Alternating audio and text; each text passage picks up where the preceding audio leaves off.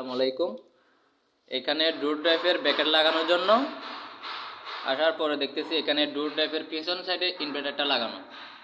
ডোর ইনভার্টারটা পিছন সাইডে লাগানো। এই ইনভার্টারটা যদি উপরে হয়, অর্থাৎ ডোর ড্রাইভের যদি উপর সাইডে হয়, উপর সাইডে যদি দেওয়া যায়, তাহলে এখানে ব্র্যাকেটটা 3টা হোলের মধ্যে লাগানো যায়। মানে এটা যদি এইভাবে থাকে, ইনভার্টারটা এক কথায় এখানে ব্র্যাকেট লাগানো যাবেই না।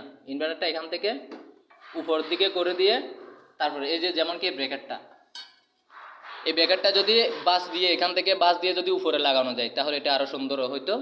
তাহলে এখানে ব্র্যাকেটও লাগানো যেত, যেমন কি এদিকে 3টা হোলে লাগানো যাবে। এখানে হোল 3টার সাথে ব্র্যাকেট লাগানো যাবে ডোর ড্রাইভের। কিন্তু এই সাইডে এসে ঝামেলা হয়ে গেছে, এখানে হোল তো 2টা পাইতেছে, এরপরে এটার উপর দিয়ে পড়তেছে।